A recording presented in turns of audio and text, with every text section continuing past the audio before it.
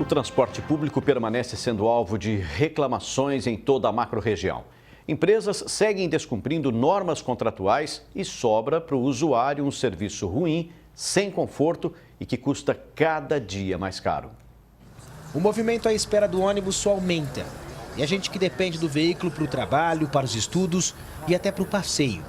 Mas tem sido difícil viajar com conforto. Pensava que no Rio de Janeiro era ruim, aqui é pior ainda. Eu vim de lá, então lá tá ruim, aqui tá pior ainda o conforto nos carros. Lá pelo menos tem ar-condicionado, aqui não tem nenhum. E essa insatisfação fica ainda maior quando o preço é alto. Os francanos sabem bem disso porque no município a passagem custa R$ 4,10.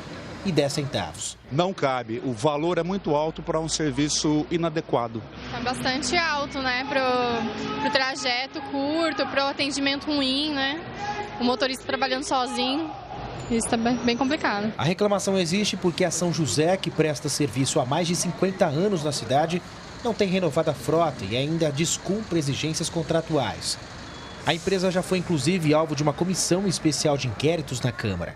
O representante da empresa, durante o seu depoimento aqui na Câmara Municipal, disse que desde antes da licitação terminar, eles sabiam que não cumpririam as exigências do edital. A São José já foi obrigada a devolver R$ 36 milhões aos cofres públicos, referente a um desconto na taxa de serviço concedido em 2002. Causou um dano ao município de Franca, na época em torno aí de 2,5 milhões, alguma coisa dessa ordem, que com a multa que foi aplicada pela sentença, arredondaria aí para 8 milhões, que hoje representa 33 milhões. Isso dá a significância dessa condenação. Em São Carlos, o Tribunal de Contas do Estado entendeu que a parceria entre a Prefeitura e a Suzantura é irregular. A empresa opera de forma emergencial no município.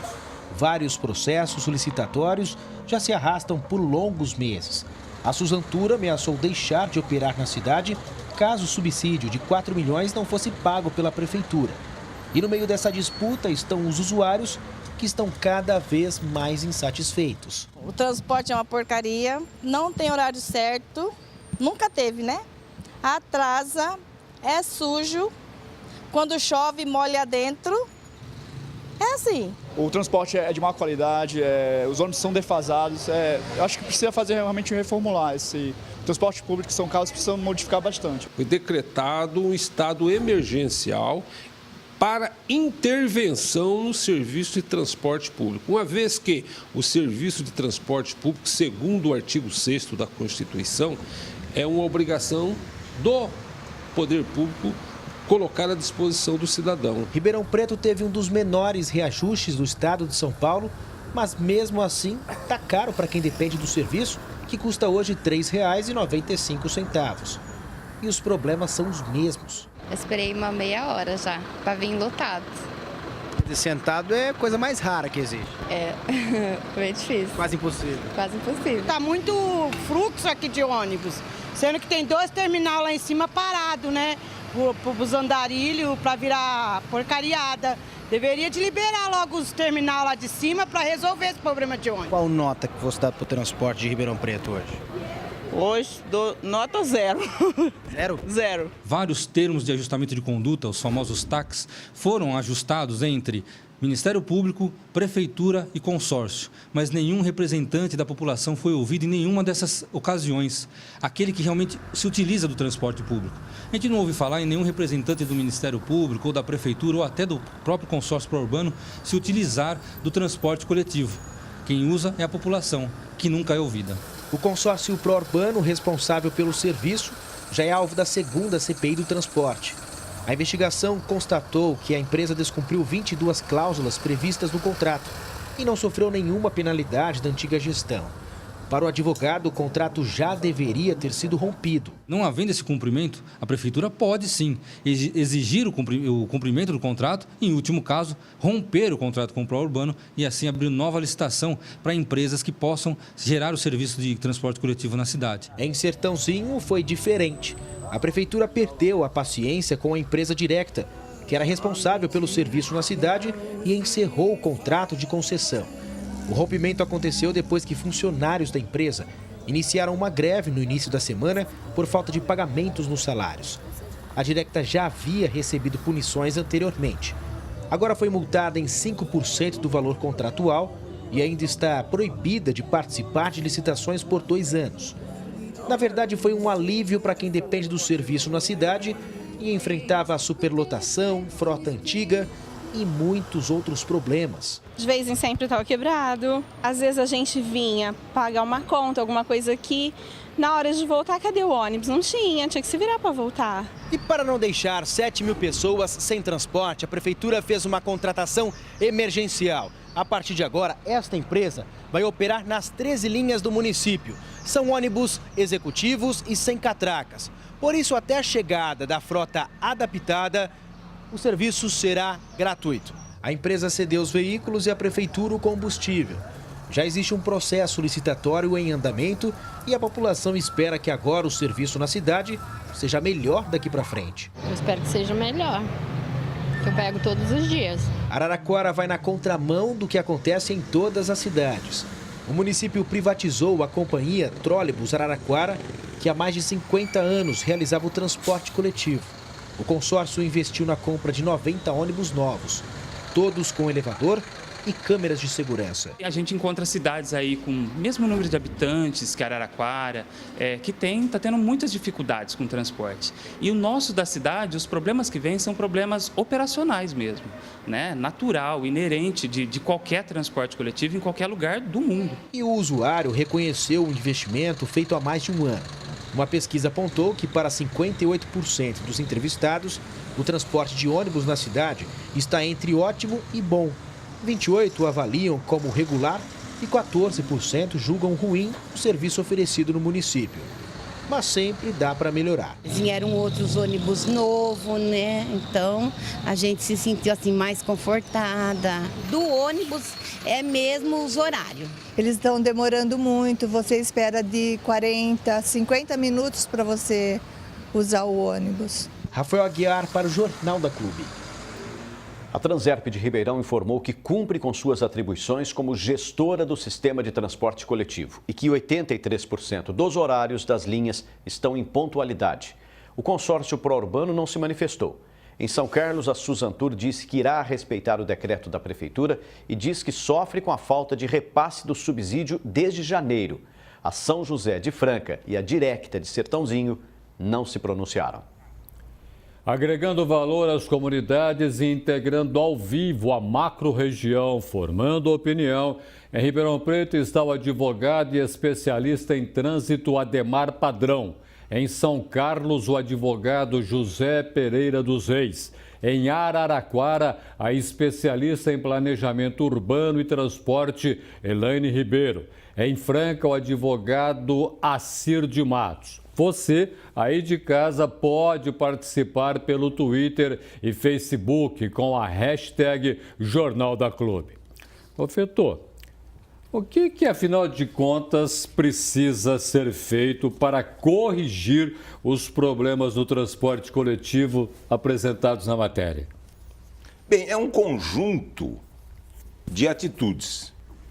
Do lado do poder público, iniciar um processo que gradativamente transforme a malha viária em sistema viário. A diferença é que o sistema tem componentes da malha viária, ruas, artérias em geral, travessas, avenidas, elevados, pontes, em algo articulado entre si. E o reflexo é redução de custo. Custo que se reflete na tarifa. Quanto menor o crescimento da tarifa, maior a possibilidade de se ter o trânsito fluindo mais, no sentido de a população usar mais o coletivo. Quando a tarifa encarece, abre campo para as motos. E que é uma possibilidade que se tem de reduzir, de gastar menos tempo e dinheiro. Bom, reduzindo esses dois binômios, o que nós temos é praticamente um inferno com o aumento das motos, que é o que tem ocorrido em muita cidade brasileira e que ocorreu em Ribeirão. Agora, esse ano, com a redução, a tarifa aumentou, mas menos, nós tivemos uma possibilidade. Essa crença, por que subiu menos esse ano? Uma delas foi o aumento do IPK, o índice de passageiro por quilômetro, por quilômetro rodado, e somado, com dado interessante, ao fato de se ter vias de ônibus, vias especiais para ônibus. Quer dizer, com isso a velocidade melhorou, aumentou e a tarifa caiu na razão direta desse crescimento. Então nós temos que ter um conjunto. Esse do lado. Do lado da empresa, do consórcio, é necessário reduzir, diminuir o tempo médio de vida do veículo. Quanto mais velho o veículo, mais custo, maior a manutenção, maior o gasto que se tem, custo que é transferido no momento de se fazer a planilha para a tarifa. E aí volta o círculo vicioso. Então é preciso, em terceiro lugar, é preciso uma atividade mais intensa de educação no trânsito, porque nós temos no Brasil instituições democráticas, mas nós não temos uma sociedade democrática. A sociedade democrática, por exemplo, o mais velho respeita o mais jovem. E não é o que acontece, que nós vemos sempre aí no trânsito, como nós já comentamos, Roberto, é isso. Perfeito. E como vemos? Em Ribeirão Preto está o especialista em trânsito, Ademar Padrão. Doutor Ademar, para a gente entender uma situação que vem se repetindo. Plano diretor pode ser usado para integrar e fazer transporte coletivo de qualidade, unindo extremos da cidade, não penalizando o consumidor, que acaba usando 2 ou 3 ônibus para chegar a um determinado local, uma determinada localidade. Boa tarde ao senhor. Boa tarde, professor Roberto. Eu digo que não só pode, como deve. A própria alteração da Lei 12.587 de 2012, ocorrida ano passado, o ano de 2016, determina que os planos diretores façam, na verdade, um preâmbulo para o plano de mobilidade. E quando falamos de mobilidade, a Lei 12.587, penso eu que ela deveria se chamar o plano de transporte, mas enfim, seja ela fala da mobilidade, ela traz inclusive o subsídio de tarifas, que é uma questão hoje sendo discutida em São Carlos, e traz também a modicidade, que é o preço que estamos discutindo aqui, se a qualidade do serviço que temos, ela é realmente compatível com o serviço prestado. Eu lembro ainda o seguinte, falamos do plano diretor, a questão do trânsito e do transporte são distintas, não são sinônimos, mas eles são, na verdade, palavras que se correlacionam. E nesse sentido, se não existir a malha viária e o sistema viário, como disse o professor Golfeto, se não for realmente dada a infraestrutura e se existir uma atenção para o comportamento do motorista, trânsito, o transporte não vai acontecer a contento. Então, podemos observar que as reclamações também dos usuários, em termos de qualidade, muitas vezes ela migra para a questão do trânsito. E quem cuida do trânsito não é o prestador de serviço, é o poder público. Nesse sentido, gostaria eu até, professor Roberto, de estar em casa um dia assistindo os prefeitos aqui comentando e conversando esse assunto, porque são eles que têm que expressar qual a concepção que eles têm disso, para que hoje e amanhã isso melhore. Eu vou agora até São Carlos, advogado José Pereira dos Reis. O que o consumidor do transporte coletivo em São Carlos pode pensar do serviço apresentado? Por um exemplo, ele tem como chegar até a Câmara Municipal e fazer reclamações e pedir mudanças porque ele não estaria sendo bem tratado como consumidor? Boa tarde. Boa tarde. Na verdade, essas reclamações elas têm acontecido. Em São Carlos tem tido audiências públicas, né? E os consumidores têm comparecido assim em grande massa na Câmara Municipal para fazer essas reclamações.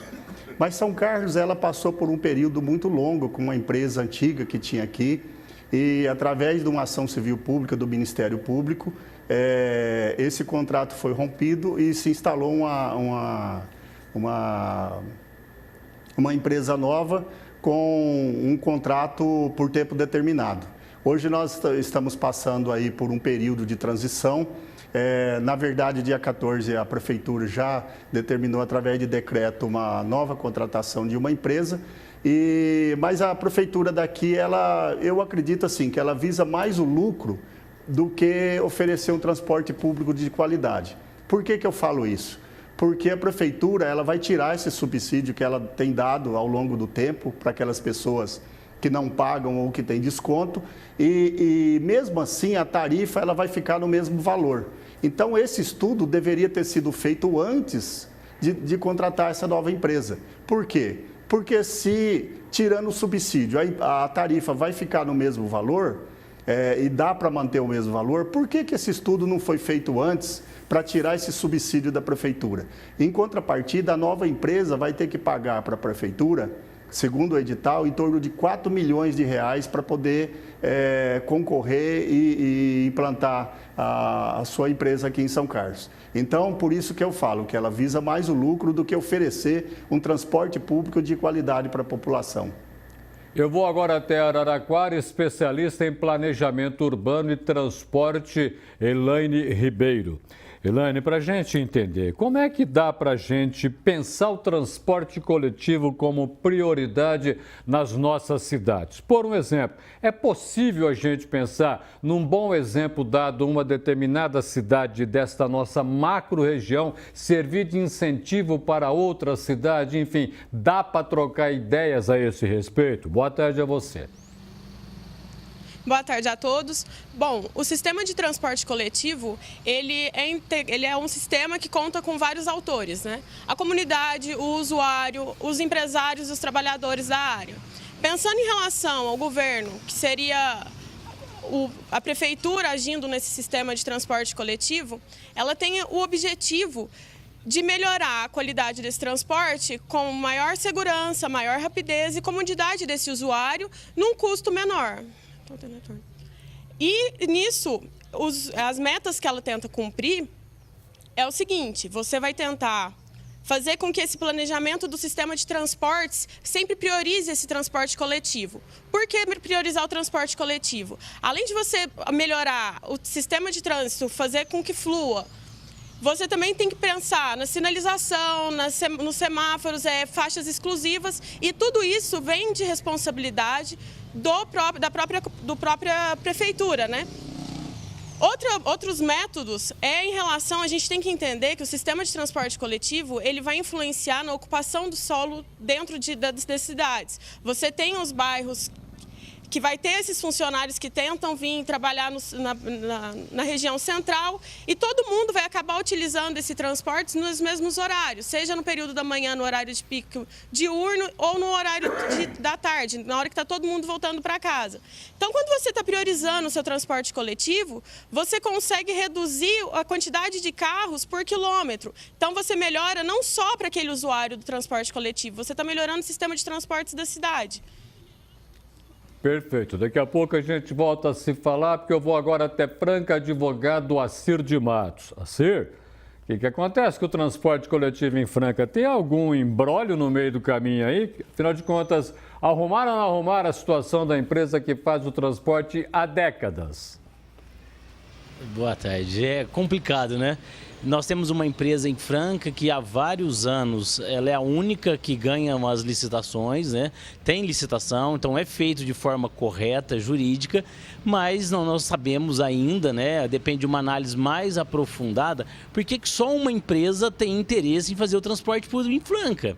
Nós temos pela Constituição Federal, o artigo 37, eu acho bom a gente pensar nisso, 5 princípios constitucionais que podem dar uma análise para a gente poder analisar, que a gente poderia colocar numa sigla chamada LIMP: legalidade, impessoalidade, moralidade, publicidade e eficiência. Então a gente pode pensar o seguinte: é legal essa contratação com a empresa pública? Acredito que sim. Ela é impessoal? Ou seja, foi feito um edital, uma licitação onde pudesse abranger o máximo de empresas interessadas nisso? Não sei, preciso olhar, porque só uma se mostra interessada, é algo de estranho ou que precisa de um maior estudo aí. publicidade, tem dado publicidade nessas contratações? Ou o que se tem oferecido em contraprestação da parte do município, dos usuários da Cidade Franca, para atrair ou não novas empresas? E aí nós temos um outro critério que é da eficiência. É ou não eficiente o transporte público em Franca? Quando a gente olha que um valor de uma passagem R$ 4,10 para uma cidade que ainda é operária, embora ela já está com um conceito hoje mais também para um comércio, mas basicamente ela é operária, penso que o valor é um pouco exagerado, considerando cidades até maiores aqui da nossa região. Então penso que há necessidade do poder público, da própria empresa, dos poderes constituídos, como a própria Câmara Municipal ou o Ministério Público, fazer uma análise adequada desse contrato. Porque há umas alegações de que a tarifa é elevada por causa das isenções que são concedidas. E aí nós temos que ver mesmo, se essas isenções são concedidas a um número de pessoas onde gera um desequilíbrio na tarifa, há necessidade de manter também esse ponto de equilíbrio. Por outro lado, será que é realmente essas isenções que fazem com que o preço realmente seja elevado ou não?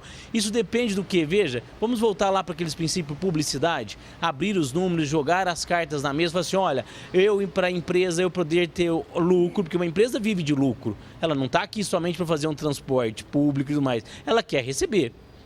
E para ela receber, então acho que seria uma publicidade tornar as coisas mais claras para todo mundo. Confetor, depois de tudo que nós ouvimos até agora, qual que é, afinal de contas, a política para o transporte coletivo na região metropolitana? Dá para pensar nisso ou é um sonho irrealizável? Eu acho, Roberto, que é uma obrigação, sabe? Porque temos que tratar, depois de ser instituída a região metropolitana, os problemas dos municípios que pertencem a essa região como problemas metropolitanos. Essa aqui é a verdade. As questões metropolitanas devem preponderar no caso. E transporte, não é nada mais, nada menos, transporte coletivo, do que um item da logística, sabe? Logística é fundamental na composição. Quanto pior, menos investimento, menos presença. Exatamente. E preciso saber isso, quer dizer, é custo. Isso. Custo. A pergunta que se faz em economia é quanto custa? Isso. É fundamental. Logística, sempre gosto de definir, é a arte de transformar uma distância física em uma distância econômica. A primeira etapa, você transforma a distância física em tempo, não é mais em espaço. Ribeirão Preto a São Paulo, se fala mais 330 quilômetros, 320 quilômetros. Ribeirão Preto a São Paulo, 2h30. Pronto. Então já transformou o espaço em tempo, que é a vitória exatamente do processo de globalização, que é essa transformação. Mas a logística é mais do que a transformação do espaço em tempo. É transformação do espaço em custo econômico. Quanto menor o custo, maior o poder de atração. Então, o que nós temos aí que verificar é que o transporte coletivo é o primeiro. Por quê? Por que nós estamos numa avenida, digamos, Avenida Presidente Vargas? Por que todos aqueles que vão passar pela Avenida Presidente Vargas têm que esperar que nós passemos? Aí passa um marmanjo, passa eu e você, dois, e uma senhorita, uma senhora tem que esperar a gente passar, porque ela está numa rua preferencial, não está em rua preferencial, não está no que nós aqui estamos. Então, a preferencial é rua de maioria. Dentro de um ônibus, há muito mais gente do que dentro de um veículo particular. O trânsito é uma instituição democrática. Por isso que eu disse de cara, as instituições democráticas existem, mas nós não vivemos uma sociedade democrática. Eu quero passar na sua frente. Tenha você a idade que tiver, seja eu jovem que seja. E aí a dificuldade cada um tem o seu desconfiômetro. Então, o aspecto fundamental é ter, no transporte coletivo, a primazia que começou a aparecer e que deve ter também na região metropolitana, respeitando os limites dos municípios. Cada município tem a sua instituição, até que num futuro próximo pode-se fazer uma integração do que está ocorrendo em Ribeirão, ter um município, ter uma empresa de ônibus que seja a mesma de Dumont, seja, pelo menos nas proximidades territoriais. Esse é que é o problema. Nós temos que ter, portanto, preferência pelo transporte coletivo, porque por cada unidade transporta muito mais pessoas do que o veículo individual. Depois a moto, depois a bicicleta, que deve ter seu espaço também especial. Porque foi a bicicleta? Foi o veículo de transição da tração animal para chegar depois à máquina. A bicicleta foi esse processo de transição. Deixa eu voltar a Ribeirão Preto, especialista em trânsito, Ademar Padrão. Doutora Ademar, a gente ouve falar muito em corredor de trânsito só para o ônibus. A gente tem avenida aqui que dá para pensar nisso, né? Tudo bem, a gente está começando a querer usar. Centro da cidade, impossível. Ter terminal de ônibus no centro da cidade me parece também uma coisa meio maluca nos dias de hoje. Afinal de contas, terminal de ônibus fica onde para ajudar nesse intercâmbio entre bairros e quem usa, e corredor de ônibus, aonde que a gente vai colocar? Professor Roberto, esse é um ponto crucial dessa discussão. Veja, é uma questão mais técnica, né? E eu exploro aqui a vertente jurídica.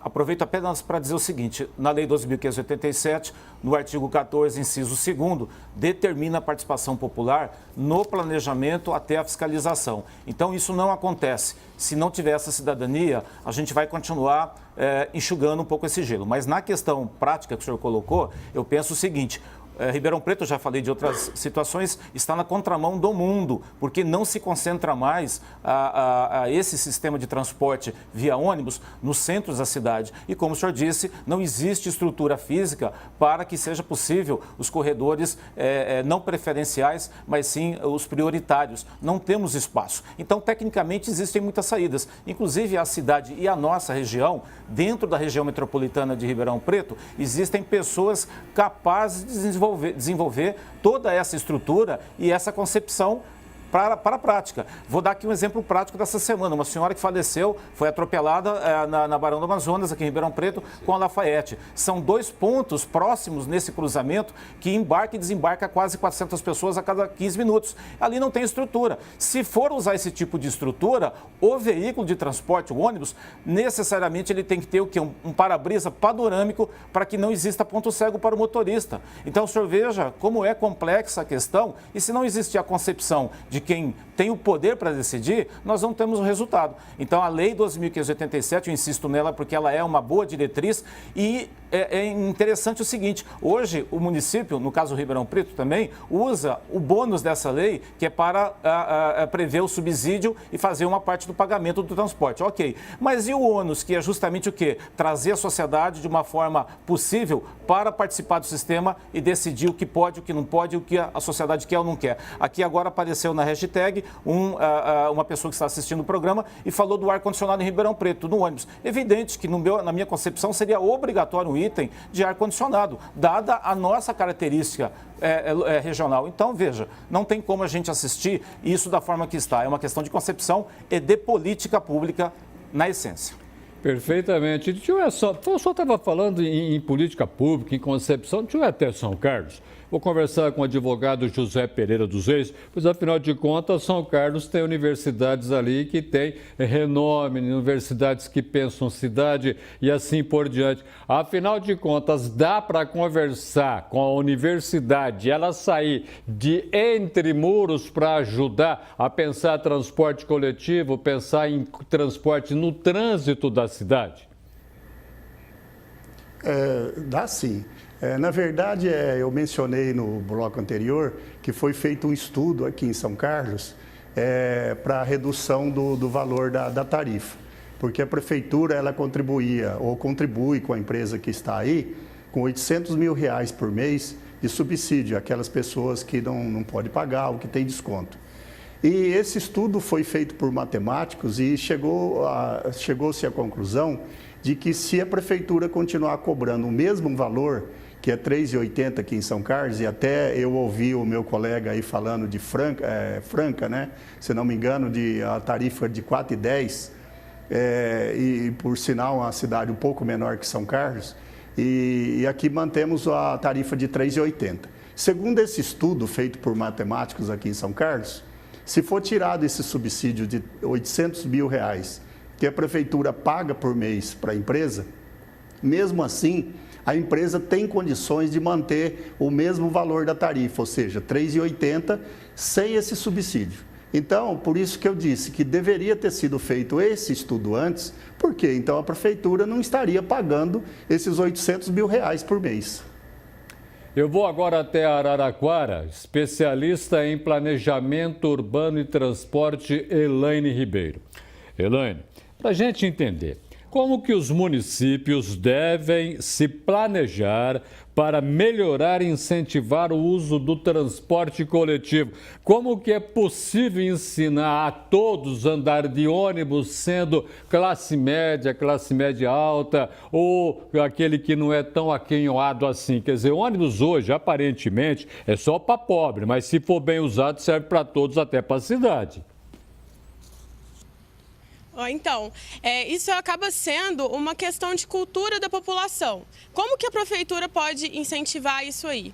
Primeiro tem que entender que o usuário, ele não quer fazer, não é que ele quer sair de casa com o carro dele, se ele vai gastar mais, se ele vai enfrentar um trânsito, se ele vai enfrentar congestionamento, dependendo onde ele vai estacionar. O objetivo do usuário não é esse. O objetivo do usuário é sair da casa dele e chegar onde ele precisa. E quando ele precisar retornar para casa, ele ter a mesma comodidade. Então, o que a prefeitura e as empresas de transporte têm que pensar? Melhorar essa qualidade no transporte. Oferecer ao usuário com que ele chegue com mais rapidez, com que ele chegue com maior segurança. E a gente não pode nem pensar em comparar um transporte coletivo com uma moto, por exemplo, em relação à segurança. Se você tem um acidente com o transporte público, que é até um pouco mais raro acontecer, do que em relação à moto. Então, assim, já tem essas vantagens. O que precisa é um incentivo em relação a isso, mostrar que se todos os usuários pensassem em utilizar o transporte coletivo, sairia um pouco mais, o custo tarifário seria mais barato e você poderia investir mais. E não enfrentaria, no caso, os congestionamentos, não teria que pensar em estacionamentos. E é nisso que a prefeitura deve investir, o sistema de transportes e o usuário querer interagir com esse sistema de transporte coletivo. Boa Franca agora, advogado Acir de Matos. Acir, você estava falando na sua participação antes, anterior à de agora, que Franca já não é mais uma cidade só com características operárias, que Franca já tem um comércio pujante, então necessita de um transporte coletivo também um pouco melhor, com qualidade melhor. O centro da cidade de Franca, que tem o comércio forte, tem que mudar o que para receber o transporte coletivo adequado? Primeiro, acho que assim, nós tivemos num passado aí, tiraram a área azul ali do centro. E foi uma complicação porque o comércio caiu. Voltou com essa nova administração a área azul, né, para poder dar um ciclo e aumentar a volatilidade. Penso que, Franca, nós temos um problema, que as ruas do centro são curtas, não são largas. Então, para poder fazer o ônibus circular ali, primeiro acho que teria que melhorar a qualidade dos ônibus. Primeiro, para poder que as pessoas pudessem ir e os veículos deixassem, carro, moto, deixassem de frequentar o centro para que as pessoas utilizassem os ônibus. Segundo, acho que precisaria dar um fluxo maior para o centro da cidade, porque hoje, em determinados horários, para você atravessar o centro da cidade ou em algumas vias da cidade, você já tem engarrafamento. É duro pensar, mas em Franca nós já estamos tendo engarrafamento em horários de pico. Penso que o ideal seria uma análise bem aprofundada de como melhorar o transporte público, viabilizar ônibus melhores, com climatização, até mesmo hoje com a tecnologia. Eu não vejo ainda em Franca nenhum aplicativo no celular para poder agilizar. De repente, um aplicativo que pudesse falar assim, olha, o ônibus está chegando no destino tal, ele demora tantos segundos, tantos minutos para chegar. As pessoas certamente deixariam de usar o veículo para usar um meio de transporte. É assim nas cidades desenvolvidas, e no país de primeiro mundo. Basta olhar na Alemanha, a Suíça, não é comparar Franca com isso, mas nós temos que pensar grande se nós queremos também melhorar. Porque se a gente for olhar só o que está ao entorno, algumas cidades que têm algo razoável, penso que a gente tem que pensar como um país desenvolvido. integraram a macro-região na edição deste sábado do Jornal da Clube. Em Ribeirão Preto, o advogado e especialista em trânsito Ademar Padrão. Em São Carlos, o advogado José Pereira dos Reis. Em Araraquara, a especialista em planejamento urbano e transporte Elaine Ribeiro. Em Franca, o advogado Acer de Matos e aqui ao meu lado, Vicente Golfeto. Golfeto, você prestou atenção que nós ouvimos muita coisa a respeito do aspecto físico das nossas cidades. Claro. Ruas estreitas, falta planejamento, falta visão administrativa, falta visão política e assim por diante. Agora, uma pergunta que eu vou deixar para você me responder. O cidadão que vive tudo isso, ele é ouvido pelos municípios? Não é. Senão eles ouvem, mas não escutam. É aqueles que falam que eu gostei ou não é? Não saiu. Aliás, não entrou e saiu, não entrou nem. Deveria ser ouvido. O comerciante inteligente, ele ouve o consumidor e procura atender no possível. Sim, perfeito. O político inteligente deve ouvir, mas não ouvir e não escutar. Sim. Ouvir para construir o futuro. Construir o futuro de uma cidade se pode começar hoje, porque o futuro já faz tempo que começou, Roberto. E o grande problema é esse. Nós temos que verificar os polos geradores de tráfego, não trânsito, tráfego. Os polos geradores de tráfego. E procurar distribuir melhormente. É só verificar, digamos, agora 13 horas, né? Vamos fazer uma foto aérea de São Carlos, de Ribeirão Preto, de Araraquara, de Franca. Né? Que falou que já tem congestionamento. Já tem congestionamento, pois é. Vamos verificar, por exemplo, a rua Monsenhor Rosa e a periferia, em Franca, mas Ribeirão Preto também. Nós vamos ver que algumas artérias estão vazias e outras estão congestionadas. Congestionamento é a fila no trânsito. Você tem que esperar. Perdeu tempo. Já começou a perder tempo. E o que é preciso, então, verificar a partir daí é que nós temos que distribuir melhor esses polos. Universidades, polos que geram trânsito, entrada e saída, universidades, faculdades, hospitais, centros de venda, shopping centers, são polos geradores de tráfego. Concentram. Tem que ficar no plano diretor, que você levantou o problema, no plano diretor deve se estabelecer esse processo de distribuição. Agora, nós temos que entender que nós temos um cacoete. Queremos resolver à vista os problemas que começaram a acontecer a prazo e no longo prazo. Então, essa assimetria e saber a distinção. Problema a prazo se resolve exatamente com estratégia. É a arte da guerra. Problema pontual, problema à vista, se resolve com tática.